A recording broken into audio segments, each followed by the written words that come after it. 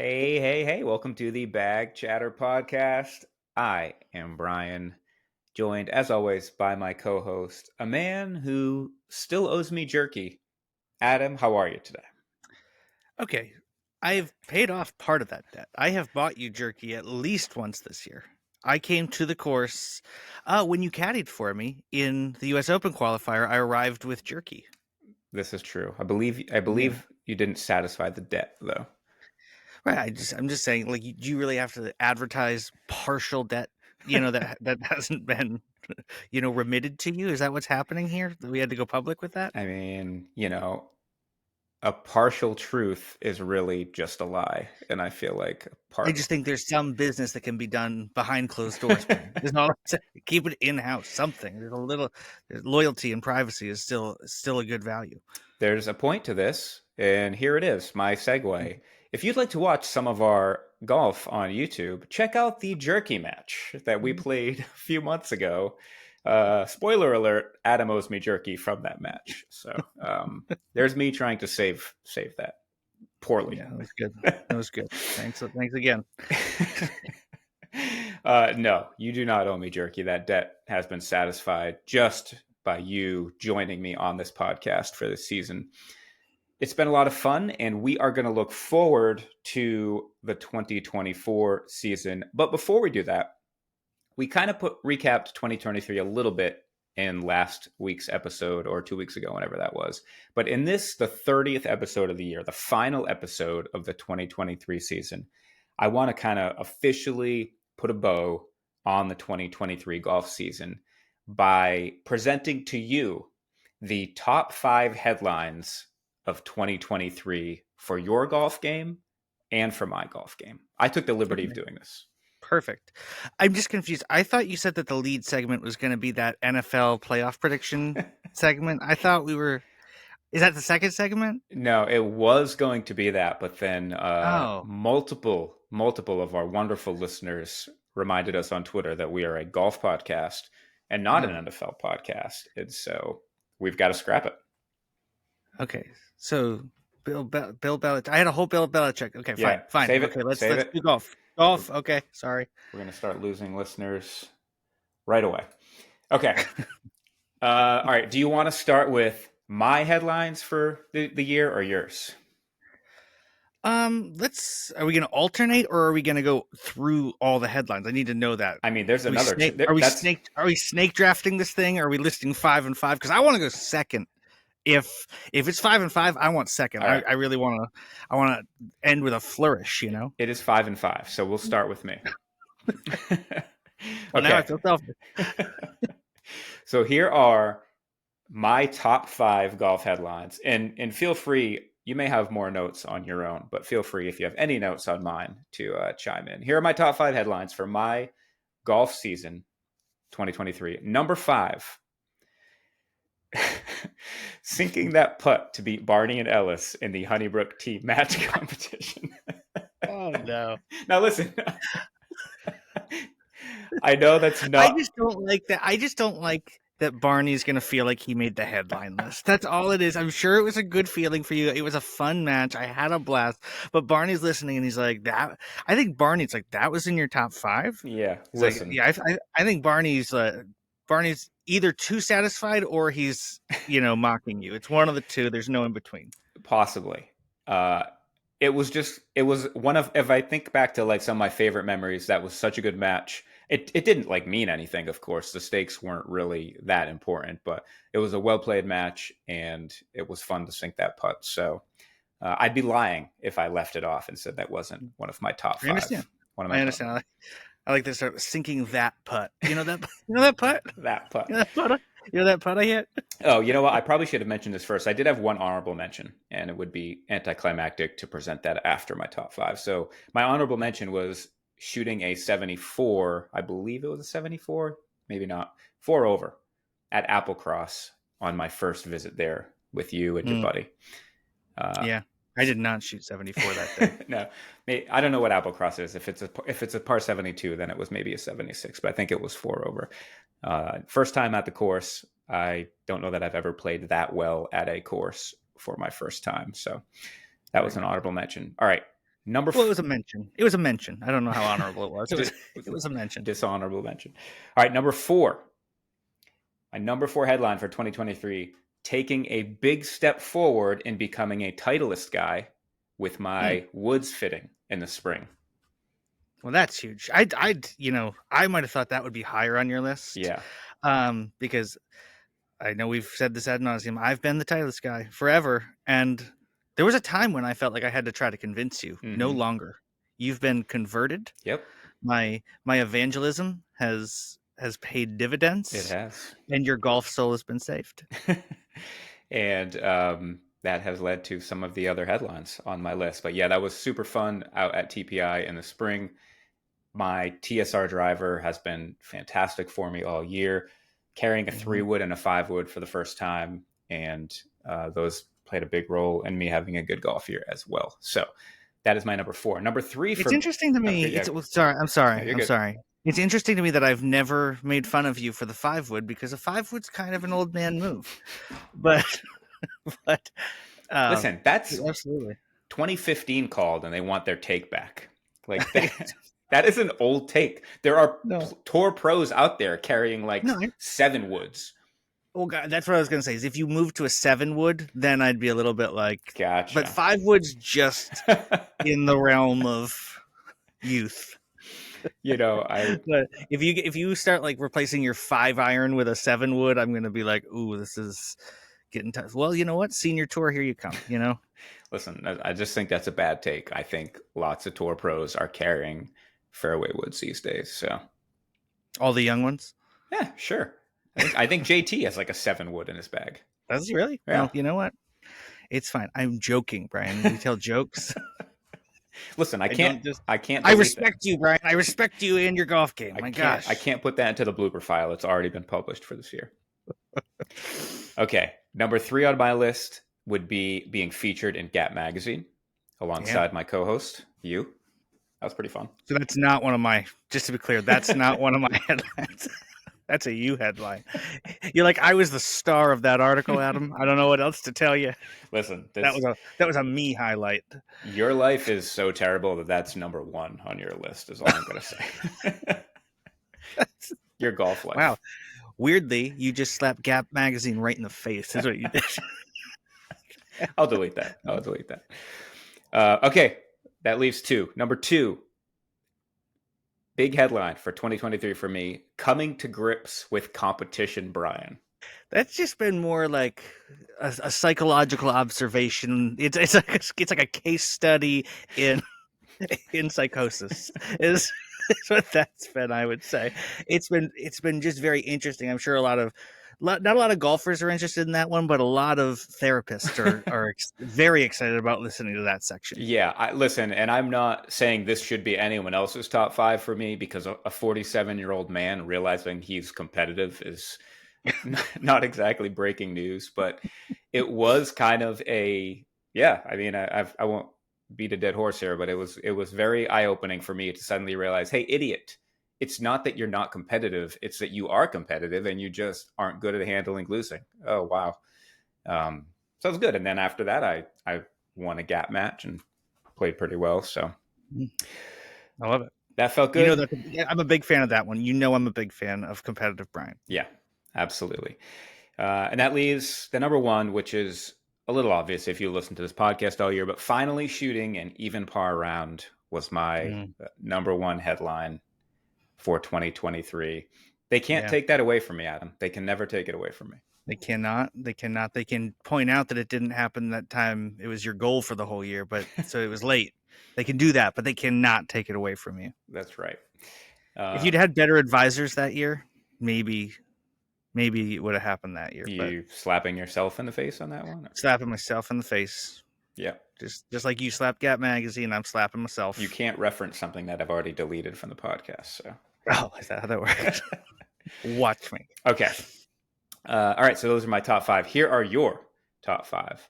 Okay. And actually, I gave one honorable mention, which you might argue that this should be in the top 5. We'll see. But my honorable mention for you was the almost run that you made at the Phoenixville Open. Yeah. Yeah, that's a good way to put it. It had the potential to be nearly number one. Mm-hmm. You know, I was running up that scoreboard. You I were. was I was rocketing up the scoreboard, and I was on a birdie run, Brian, and rain chased me off. And yeah, so okay, honorable mention, but with the asterisk that it could have been number one. Yes. All right. So number 5 for you, I have kind of a combo here, and this is a couple of good golf trip rounds. Number 5, Mm, I have um, shooting an 82 from 72.58 at Verado, yeah. which, as we talked about in that episode, could have been a 79 if not for that 9 iron into 17 Hmm. where you tripled. But tough course from 72.58. And then also your round winning the belt from Casey at Tobacco Road. I feel like Yeah. 2 pretty good golf trip rounds for you. Yeah, those were great golf. And I've taken very few golf trips in my life. So these are some of my initial real golf trip experiences, and they're very good ones. Tobacco Road was incredible. And I shot 82 from 72.58 with you sulking about playing from 72.58 the entire time. And that's kind of impressive. It adds a degree of difficulty. Yeah. I have fond memories. I was sulking quite a bit, but looking back, I'm like, man, it was warm, it was sunny, just you and I Hmm. playing golf in Arizona. Like, Yeah, very good memories. it was great. But you were angry, but in retrospect, we've ironed that out. Another honorable mention for me, us hitting those opening drives at Verado with like Yeah. 8 people watching and being surprised that we were playing from the From tips. the 72.58 tees, yes, and they were like, "Are you sure you want to play back here?" And we just striped too. We did. Three, we're talking like 310, and it was like, and everyone was like, "Yep, they belong back here." One guy said, "Yep, they belong back here." Yeah, that should probably have been in my top 5 for sure. But All and right. then you were still angry in the fairway. It was incredible. It was All right, number 4 for you. I have switching to becoming a mallet guy. I felt like you that was know big. it was it was. I did take 41 putts in a U.S. Open qualifier with that mallet. You need to let that go. You need to let it go. Yeah. No, but like I think it's kind of quietly at the end of this year, I think I'm putting maybe the best I've ever putted Mm, practically. I feel like I'm putting really, really well. Yeah, I mean, I haven't been playing much recently, but I feel like I've finished the season with a hot putter, and I'm rolling with the mallet into next year. If you'll still let me borrow your putter, Brian. yes, I absolutely will. Yeah, yeah, you were putting really well. I felt like we talked a lot in the first half of the season about are you a good putter? There was some times there where you're Mm-hmm. like, it's the only thing I'm good at driving the ball. Um, hmm, which actually just made me realize one thing that I probably should have put on the list that I didn't. Um, Which is it's too late now. it's You too can't late switch the now, list now. but should your top 5 have included the iron fitting at Sittler Golf where you realize that your iron should be 2 degrees bent down? I'd call that. Yeah, it would have been borderline. It could have been the honorable mention. But it did like everything feels. I just feel, and we'll talk about this more. Mm-hmm. I just feel really confident about everything going into next year. Where it's just like I feel like I've got a setup that is good. I feel like I've played enough rounds, in the last couple of years. I just feel like like next year should be good. I don't feel like there's any outliers that I'm worried about right now, if Mm, that makes sense. And the iron fitting is, in that category. okay. So we'll give that honorable mention. It could have maybe knocked out your number 1, which is watching me hit that putt against Barney and Ellis, but Yeah. no, that's not it. Okay, so that was number 4, switching to becoming a mallet guy. Number 5, or number 3 rather, being featured in Gap magazine. It's got to be number 3 on your list and my list. Okay. So I shouldn't have gone and, called you out on that. No, I think you just ran out of things. And so you're like, just put it in again. no. It. Do you think it Oh, meant great. more or less to you than it did to me, or the same? I think the same. I Okay. think we both really, I think it was validating. Yes. You know, it was a little validating. It felt good, and I've got 4 copies sitting right next to me. Here, look, this copy of Gap Magazine I see for that. our YouTube listeners. Yep. So that's why I had it at number 3 both of our lists. Thanks again to Chris and the people at Gap for that. Number 2 I have for you is your round at the U.S. Open qualifier, Yeah, in which you shot what again? I forgot. shot 81, I 81. believe. That sounds right. 82, was it 82? It may have been 82. It was low 80s. Yeah, it I think was. it was 82. I think it was 82. Okay. So yeah, number. Let me just start that over again. Number 2 I have You know is. what? It may have been 83, honestly. Well, now I. All right, so now I'm just going to say your round at the U.S. Open Yeah. qualifier, which whether it was Yeah. 81, 82, 83, shooting a low 80s round on that golf course with the greens as spicy as they were that day, and with those kind of stakes, it was fun to watch, and I thought you played really well.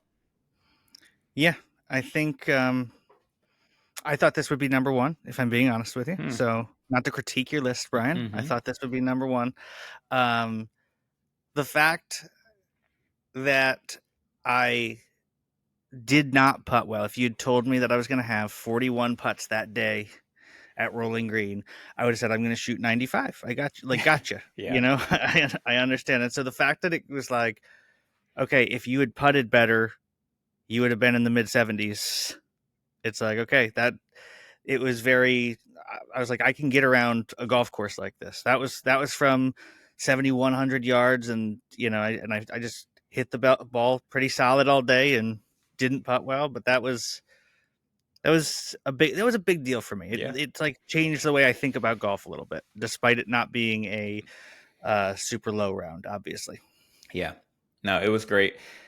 Number 1, I would just went a little bit more sentimental than achievement oriented, and I'd put winning the member guest with your brother Grant at number 1.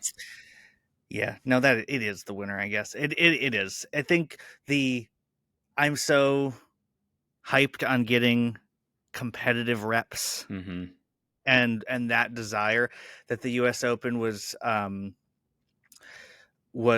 a bigger deal for that in terms of what it meant for me as a golfer. But honestly, despite saying that, winning that tournament with my brother was probably the best golf experience of my life. Yeah. So not just of this year, of my life. So that was just an incredible experience, and there was some competitive rep to it. Looks like we hit solid shots in that playoff, and it was a blast. Yeah, it was a blast. Hey, I'm just gonna keep pulling things out. You know, there it is. There's the trophy. See, everything you reference, I've got sitting on the desk next to me. It's incredible. It is incredible. So both of our number 1s on the list didn't include each other because you weren't around for my even par round, and I was out of town for your member guest experience. Yeah, that would have added a huge element to that weekend if you had been there for that. Maybe in the playoff with us, you know, that would have added a whole degree of excellence. But it was pretty great as it was. Yeah, one of our most popular episodes of the year too. So look at that. That's let's not tell Grant that though. We don't need him getting a big head. Yeah, we cannot be having him hear that. Absolutely not. He'll think he can beat even bigger animals in fights. It's crazy. We'll get to his head. So those are our headlines. I'm curious what you think. We don't have to get a long discussion about this, but I'm curious what you think about the direction of bag chatter just in general. And I'm sure we'll talk about this a bunch in the off season, but we kind of started off this year as like a social media / YouTube with a side of podcast. And while we did a bunch of that stuff throughout the year, our energy really got focused more on the podcast. And it kind of felt natural. I don't really have any regrets. Do you? I think we should have talked more football, and I think we'll remedy that in the next season. Stop trolling our loyal listeners, Adam. I think that's something we should have done. But other than that, I think it was just natural for us this year, especially. I think the podcast is the most natural thing for us, right? And so as we've tried to get this off the ground and have gotten it off the ground, it's been our focus for this year for sure. I don't want to abandon YouTube. I don't. We went away from TikTok a lot because it's even though it's our biggest audience in a certain way, it's not the biggest audience for what we most want to do. Mm-hmm. And so this, what we're currently doing, feels to me like it's what I most want to do. It's what I most enjoy. I think it's the most natural thing for our lives and what we do anyway. And so I like that it's taken this route, but I don't want that to be at the cost of other things that might be good and might be entertaining. Yeah. Yeah. I think while we really focused on the podcast, and I'm proud of what we did this year. It was a lot of fun. I also think some of the most fun times I had out there were goofing around on camera, you know, and not even maybe our most well received stuff, but like the biblical tea box talk Yeah. stuff that we did. hmm I'll just watch Some people those. hated that. Some people hated that as much as football. Very true. But It's very true. But I mean, yeah, I feel like this statement incorporates the podcast just as much as everything else. But it's like, as long as you and I are creating stuff that we're like really enjoying and having fun doing, and it's focused on golf, um, I'm never going to complain about that. So more of that in 2024, I guess is what I'm saying, and yeah, I'm happy to hear that. Yeah, I do want to do a little bit of more of YouTube stuff too. We're obviously um, we're not professional YouTubers, and there's plenty of people in that golf space. I don't think we're trying to be either. I just think it would be fun to tell some of our stories going forward with that video element as well. So yeah. And you and I know, have talked about a couple very specific things we want to do with that, which again, I'm sure we can allude to that more yeah, whenever you want to. You've got the outline here, Brian, not me. Jeez. yeah. So yeah, let's talk about next year and next season, and I want to talk about kind of the things that we want to focus Bag Chatter on next year. But before we get to that, I'm curious. We haven't played golf barely at all the last month. We haven't really talked to golf as we usually do. You kind of hmm alluded to this a little bit ago of how you feel like you're in like kind of a good position going forward. I'm curious, like, do you so you're feeling good about golf in 2024, like feeling like your best golf is still ahead of you? Like, are there elements of your game that you want to see improve? How are you feeling about your golf game going forward? I feel the best I've ever felt about my golf game, not just from a performance standpoint, but from a confidence in it. Like I think I've said this a bunch of times this year, probably. I have been cursed since I was a child with Good looks. by Voldemort. No, yeah, no, by like I'm always afraid that the ability to golf at all, is just going to leave. Yeah. If that makes sense. Like if I don't play for a week, I'm like, well, I've probably forgotten how to play. Then I take one swing on the range and go, oh no, I know how to play. Yeah. And I feel like I've rounded, and I always started year. That was partly because I always started years very rusty and felt like I had to like relearn how to golf a little bit. And I think I've just gotten over that.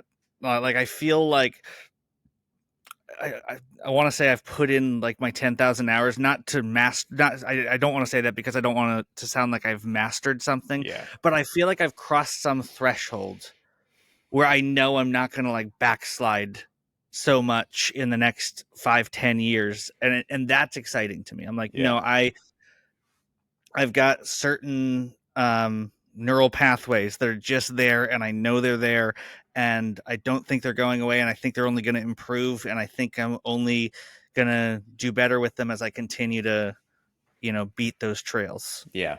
I kind of feel the same way a little bit. And I think that notion of wondering if you still know how to play golf, I think that's, I'm not, maybe not universal, but I've even heard Max Homa talk about like going into tournaments. Sometimes he's way more nervous on Thursday and Friday because he's like, am I good at golf? Like, is this going to be an okay tournament? And then like make it to the weekend. It's like, oh yeah, I am good at golf. And, um, yeah, so that's interesting. I kind of feel the same way. For me, I feel like my handicap got lower than it ever has this year. It was at a 3.9 for like a couple days, and then it got back into the fours where I think it was for most of the year. Here at the tail end of the year, it's crept up into the fives now. I think it might be at 5.9 actually, which is unfortunate, but um, I feel like I know where I'm losing the most strokes in my game, and I feel Mm-hmm. like that's around the green. And Mm-hmm. um, I feel like the stats would bear that out, but more than even the stats, for me, it's that I feel very confident on the tee box with iron in hand. I feel confident. Now, of course, some days you have it, some days you don't, but I kind of know what I want to do with all the clubs in my hand, except when I'm around the green, there are many times where I'm like, I don't really know what I'm doing here. And I feel like I'm closing my eyes and winging it. And sometimes it works out well and sometimes it doesn't. And I know that I kind of, if I practice a bunch in the spring, which I do want to do, I kind of want to just be around the green the whole time and get to the point where it's like, oh, I know exactly. Just look at a ball and a lie and be like, I know exactly what I'm going to do with this kind of a thing. And I don't know that I've ever been there with short game, but I feel like other parts of my game have gotten to there. So I'm like, okay, maybe this is the final frontier for me. What would it take for? It sounds like not much because it sounds like this is what you want to do. By far the most glaring thing in your golf game, and I'm sure you could say this about mine as well. I've never seen you like elevate a chip shot. Like I hit all ground balls, is what you're saying. Yes, you hit learned a something that, if I'm being honest, when you first started it, it was a shot. Did Robbie kind of teach you that shot? That I remember you talking about it at one point. Like it's a very short backswing and it's a bump and run, Mm-hmm. and it works in a lot of places. And you've hit some amazing shots when I didn't think it would work. But it does not matter where you are. A little stabby, but some very often effective bump and run is all you're going to hit. When it's like, oh, all this needs is just slide under it and hit it up in the air 6 feet and let it land soft, kind of thing. And I'm like, if you were working next year, it's like I feel like all you should work on is changing your elevation in your chips. Yeah, and it's funny you say that because by when I'm chipping the ball, I've got a pitching wedge in my hand. I'm getting it on the ground. I'm running it. Those I feel I did get kind of sloppy with those the second half of the year where I felt like I had terrible touch. I was leaving them short or running them by, but I kind of know what I'm doing with those. It's when I can't do that. It's when I'm short sighted or when I know that if I chip this low with my pitching wedge and get it to the green, it's going to be way too much and it's going to Mm-hmm. just take off. It's when I need to play more loft, like you're saying, which I will typically do by going to my 58 degree. But that pitch, so basically a pitch shot versus a chip shot, that's when I'm just Right. like I'm lost because I think it's not the exact same feel for me, but I do think I am shutting my face down a little bit, which is why it is coming in low. And I've had a few practice sessions where I do what you're talking about, where I'm like, oh, like open the face up a little bit here, slide it under. It's not that though. It's actually not that. That would be super inconsistent if you're opening the face and sliding under. It's just like playing the ball off your front foot. It's like the same swing off your front foot will go higher. You play it off your back foot, I think.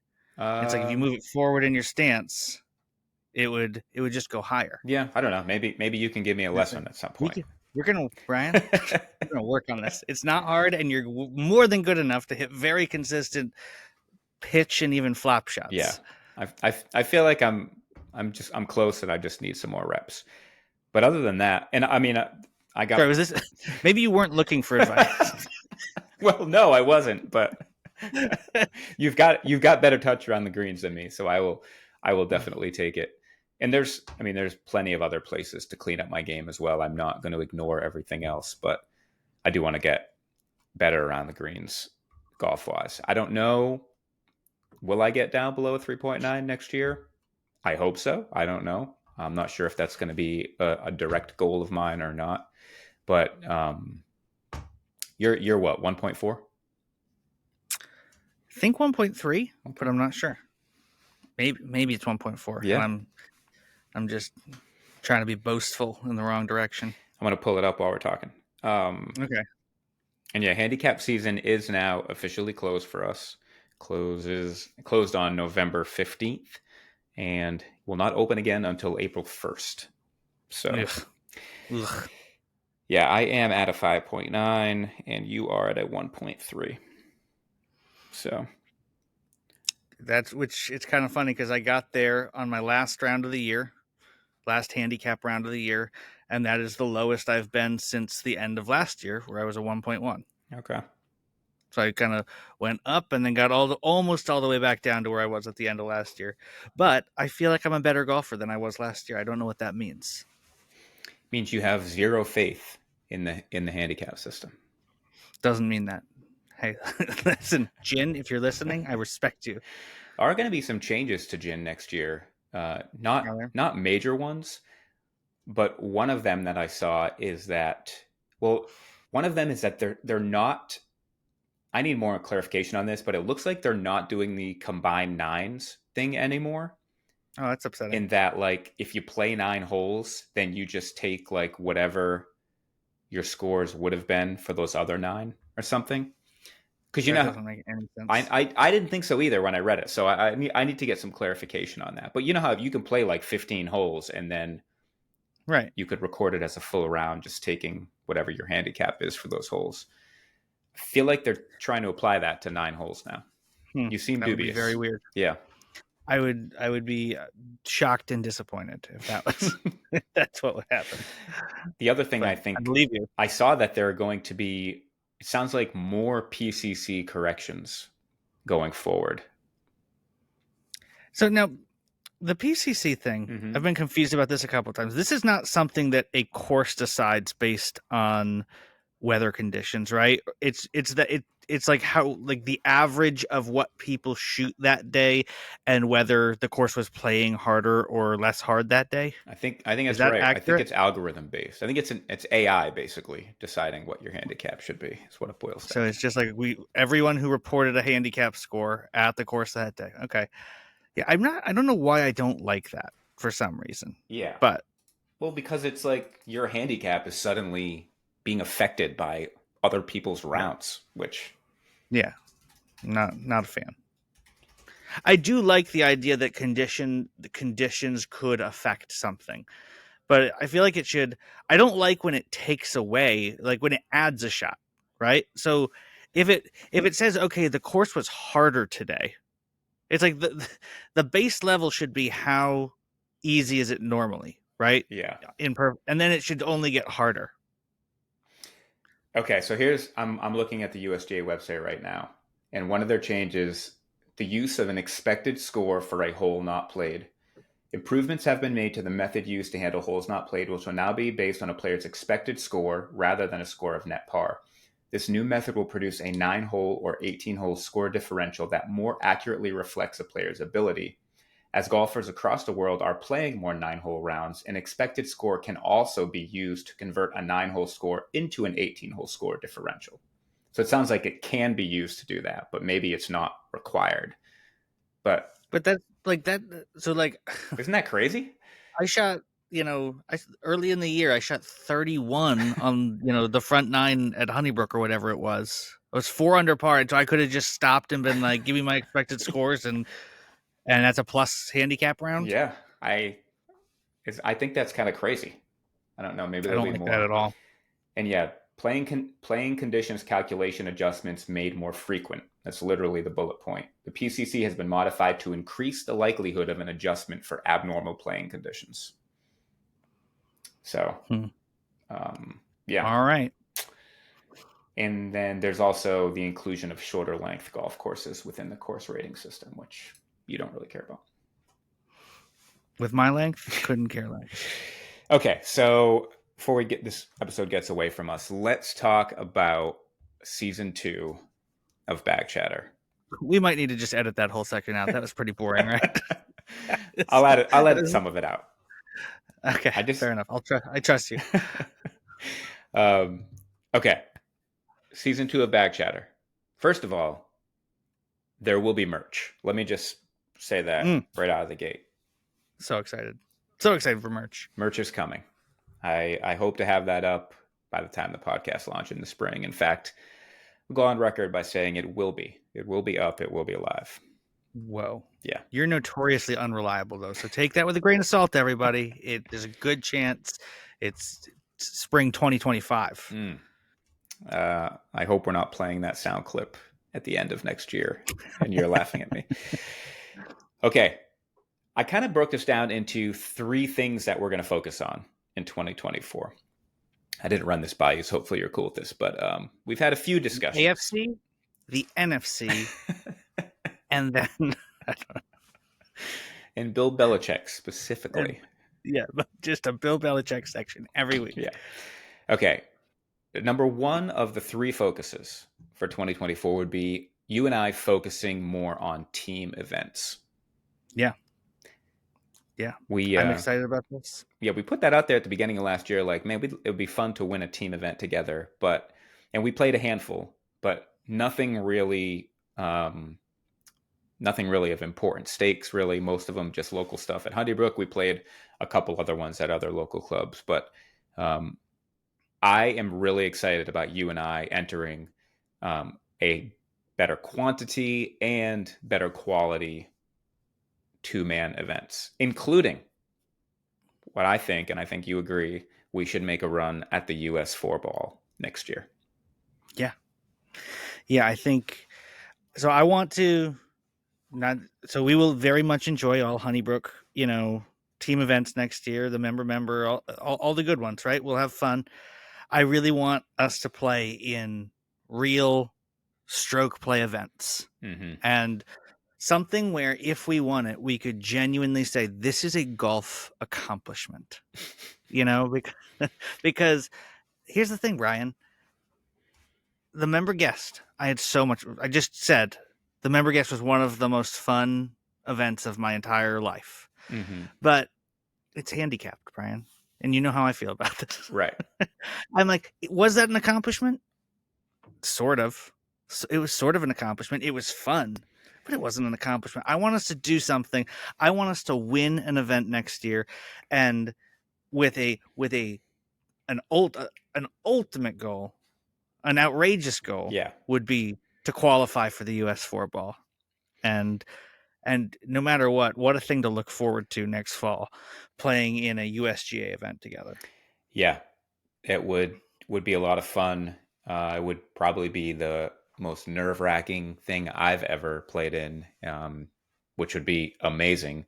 If you're not familiar with the US 4-ball, I'm not really that much either, but it happens in the fall. The qualifiers happen in the fall. I believe they start sometime in like August, so late summer, and they run all the way through early November. Bunch of different qualifying sites, and usually it's only a couple of groups at each qualifying site that make it through to the actual 4-ball championship, which the folks who qualified this past fall will be playing that in May, I think at Philly Cricket, actually. Yeah, that's true. We actually know someone who qualified, RJ Wren. Yeah, and he's a better golfer than us. So let's be clear about that. We didn't say it was a realistic goal. We said it's something we're going to try to do. Yeah, Jack Melville and Russ Wren were T2 with a 66 in the one that they played in. I looked through the winning scores in these qualifiers ranges anywhere from a 59 to a 67, I think was the highest winning score at one of the sites. It's 4-ball, obviously, so that's also known as better ball. Is it better ball or best ball? I say better ball. I think it's better ball. Yeah. Each play your own ball, you take the best score of the two.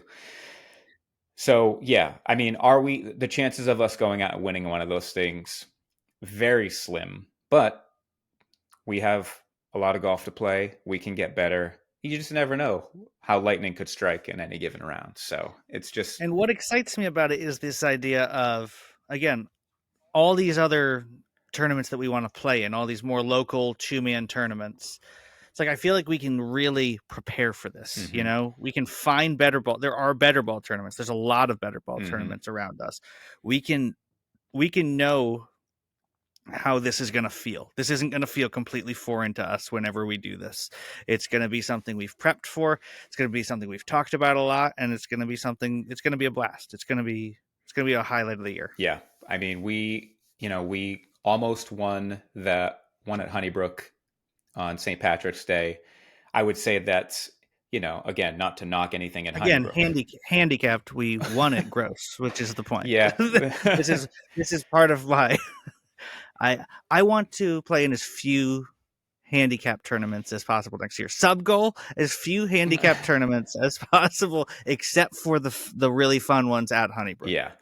Those are the only handicap tournaments I want to play all year. We also played at one in the spring, also for St. Patrick's Day. That was our Irish Mm-hmm. Twins episode at Fox Chase, which was not handicapped, and I think we finished in the top 10.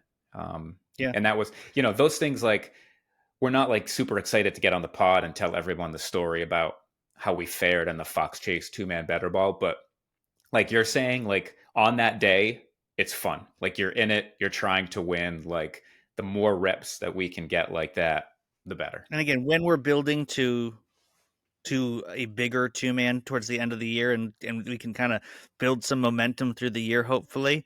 I think that's going to be a lot more interesting, both for us and maybe to listen to. When it's like, well, how are you doing now? How are you doing in the Fox Chase one?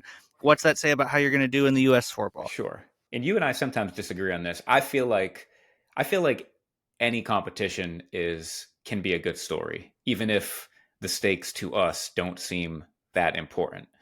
And I know sometimes you're not comfortable. Like, are people really going to care how we did in the Fox Chase? See, I was good with the Fox Chase 4-ball. I was a little bit more like, it turned out to be one of the better stories of the year. So you were proven right this year. You listed in your top 5. That match against Barney and Ellis, handicapped, yes. Was it one of the best matches of the year? Absolutely, Right. 100%. But overall, I'm like, when we were talking about, are we gonna go through hole by hole a handicapped team match at Honeybrook? Yeah. You were like, yeah, and I was a little bit like, okay, I hope people don't turn it off a quarter of the way through. Yeah. But I think you're more right than me, but I also feel if we could up that level of competition, give it a little more stakes, I think that is more interesting. The more stakes there are, the more real it is, the more interesting I think it is at the same time. Yeah. That makes sense. And I think it's something that, just to pull back the curtain a little bit, it's something that we come up against a lot, because like at the end of the day, it's like, well, why would anyone care anything at all about anything we do on the golf course? It's like, I don't think we think we're anything special, obviously, but then here we are, we have listeners, and so clearly people are invested, and it doesn't really matter why, they are invested. And so I think we feel a duty to tell the best stories that we can, which means, yeah, leaning into some of these bigger challenges and things that push us out of our comfort zone a little. So yeah, we're going to do that. I really want to do my homework and try to at least find as many of these 2-ball tournaments that we can play in, even if we've got to go out of state and make a day trip out of it or something. Like Yeah. I want to find as many of these as we can. If we can have a couple of these on the calendar every month, that would be amazing. Yeah, and I think we can. I don't think it'll even be a challenge to have that be some very interesting, consistent competition. Yeah. Speaking of competition, the second thing I had for a focus for next season is trying to tell more stories around competitions. Specifically, you and I have talked, so I'm really excited about these team events, but Mm-hmm. I'm less excited for me about looking for competitive golf rounds to play in, about looking for local tournaments to play in. I am going to do some with you 100%. Right. But the storyteller in me also, I would love to take a few of those and instead of playing, like be behind the camera and just capturing footage and getting Yeah. more audio, getting more video, telling more stories about some of these. I wish, though I enjoyed caddying for you at the US Open qualifier, I kind of wish I would have gotten a bunch of footage for that. It would have been fun to tell that story. So that's something that I want to focus on more next year. Yeah. Yeah. And this is something that you and I have talked about a lot as we look into next year. Like, my competitive itch is just strong, despite competitive Brian coming out Mm-hmm. this past year. My competitive itch is just stronger than yours. Mm-hmm. It's something that it's one of the only things I think about in golf is just how can I test this? How can I test myself? How can I get better at this? How can I improve my performance when it matters?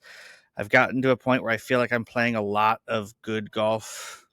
I mean, not never elite golf, but very good golf at times when it doesn't matter, and I want that to translate more to when it matters. And you're a little bit more like, it you are more about the story, and Mm-hmm. that's the thing. And I am, and that's, to be clear, I'm very much about the story as well, but I think it's in the same way. It's that the story itch and the competitive itch, it's just, Yep. a little bit stronger for you. And so I love that. I love that you want to do that. I love that we have kind of a shared vision on that, and I'm excited about what that looks like next year. Yeah. And then the third piece of this is something that we have a ton of details to still work out about. But, and this might be something I'm a little more excited about than you, but as we compete in more things next year, competition is definitely going to be the focus of what we do next year. Two-man competition, stories around individual competition. And then we're going to lean into a competition between you and I Mm-hmm. next year. And again, this is not going to be the focus of the 2024 season. I think it's going to be more an ancillary thing. But I think we find ourselves in a position where we enjoy playing with each other. We are relatively in the same skill level. It hasn't always been like that. As you've maintained your really low single digit handicap, I've slowly crept closer and closer to you. I think we're in a position now where um, we can have some good competitions. We can have some good matches. We can Mm-hmm. put some things on the line. So I have not told you this yet, but Okay. I am in the process of procuring a small little trophy from 1924, And that, a 100-year-old trophy what? that that may or may not be on the line next year as you and Wow. I kind of battle out for that. That sounds incredible. A 100-year-old trophy. That thing's been through a lot of hands. Probably Francis Ouimet's on there or something. Very possible. Probably. He probably vomited into it after partying after his That sounds like 1913. Francis. Oh, I guess that was 1913. So, Yeah, no, it doesn't work. I know. but yeah, and we have a lot of details to work out about that. I think we'll make it fair. We'll make it fun. Certainly through the off season and into the year. If you guys, the listeners, have any thoughts about what we can do with this, feel free to put them out there, and we'll shoot them down, of course. But feel free to Yeah, put them out there. obviously. But And I, yeah, the only other thing I want to add is that I also, and again, this probably falls into that second category where it's like you're talking about storytelling and competition, and I'm like I personally also just want to play a lot more individual competition, because so as of this month, so December 12th, I believe, I get my amateur oh, I status was going to back. ask about that. So, am I cutting off a section that you were already going to No, talk about? no, Okay. I just was going to ask about that, and I forgot. So I think December 12th, I am getting my amateur status back, and that is going to just open up an entire new world of competition for me. Mm, Something where it's been very, part of the reason I went straight to a U.S. Open qualifier instead of something else is because I was technically a professional, and it's something where that was one of the only tournaments I could play in. yeah, And so now it's something where it's pretty cool. I'm really hoping, in addition to the tournaments that you and I are playing together, I'm hoping to play in, you know, 10 or 12 individual tournaments next year, including definitely the US Mid Am, um, definitely the USAM, maybe a US Open qualifier again. I don't know if the need to go to that level will be exactly the same if I'm getting a US Mid Am and a US Am in there. Mm-hmm. And then there's so many local amateur tournaments that are competitive, and I'm really excited about that next year, where it's Yeah. just like mixing kind of our the slate of 2-man things we want to do next year, and then the slate of individual things I'd like to do. I feel like the opportunity to actually have a marked improvement in the ability to play in competitive golf. That will be all my goals next year. I'll spoil them now. They're all going to be surrounding how well did I play competitively. I don't care how I play at Honeybrook. I Yeah. don't care how I play when it's just you and me. It's like, did I top 10 in a couple things? Did I top 5 in a couple things? Did I play to my ability more often than not when the chips are on the line, as they say? Yeah. So if you get nothing else from this podcast, it's that Adam hates Honeybrook. He doesn't care how he That's not what plays I said. I hate the people of Honeybrook. No, it's not what I'm saying at all. I'm saying I love Honeybrook. I'm so happy to have it be our home golf course. I'm Mm-hmm. so grateful for the opportunities we've gotten there and the warm welcome they've given us.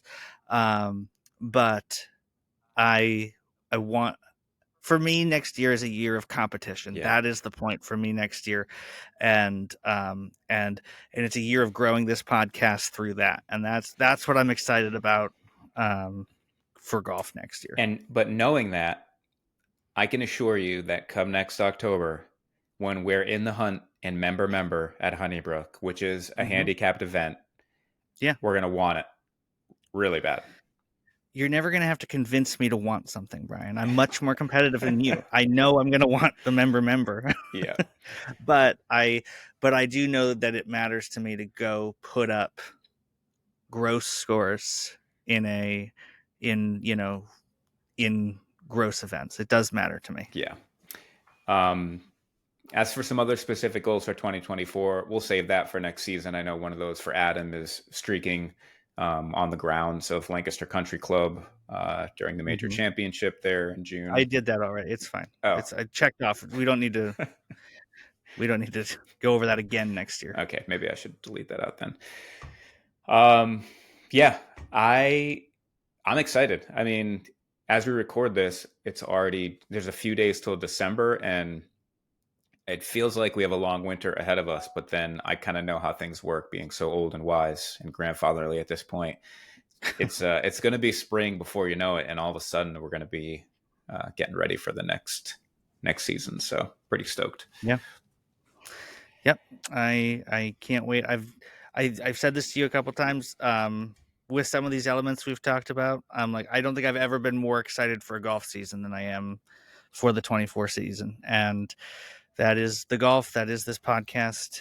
And I'm just grateful that this coming year is going to be better, knowing that we've got this and the people we've gotten to know and interacted with, and I can't wait to see where that goes. Yeah, and I'm sure we've said this a handful of times this year, but want to say once again that we really appreciate everybody for listening to this. Yeah, Adam and I just both are obsessed with the game of golf and love playing and love talking about it. And when you start a venture like this and you're like, is anybody really going to care? Are people going to listen? And so we appreciate every single person that listens. It was really cool to meet some of you in North Carolina last month. And yeah, just very, very grateful to be able to do this and really excited to do it again next year. Adam, are you grateful? Gratefulness score is 14 out of 10, Brian. It's 14 out of 10 as you've tagged all your posts. It's just been if you had told me that this was what this year with this podcast was this is what it was going to be, we would have done it. We would have done it sooner. We would have signed up for this in a second, and it's exceeded all my expectations, honestly. So we're just grateful to all the people who listen. We're grateful to I'm grateful to you. and I'm grateful just for our friendship and again where this is going. I'm excited for that. Yeah, so there will probably not be much of any content on this podcast feed until the spring, but there'll be lots of ridiculous nonsense on the various social channels that we participate in. You can follow me on Twitter at Brian Elaine Golf. I think it's the same handle on Instagram as well. I'm going to be publishing my third middle school novel in the spring, and so I'll be doing a ton of content around that. Not on my Brian Elaine Golf, that's on my other handles at Brian Elaine. Um, so We're yeah. gonna get tweets saying, "Don't talk about your book." Jeez, talk about golf, Brian. No, I think My goodness. people Yeah, will I like know. my books more than they'll like football. Maybe not though. Yeah, that's true. I like your books not more than I like football. Yeah, I no. can't. I couldn't say that. That's it. But you should. Everyone should order Brian's books. Well, That's a given. thank you so much. Yeah, I even like football more than I like my own books. So, yeah, and Adam, It's an you can. impossible standard. It's an impossible. It really is. The NFL is king. Yeah, you can follow Adam with the Bag Chatter Golf handles on there as well. And hey, I'll see you next season All right, or tomorrow. or tomorrow. Okay, but next season we'll see you and everyone else next season. All right.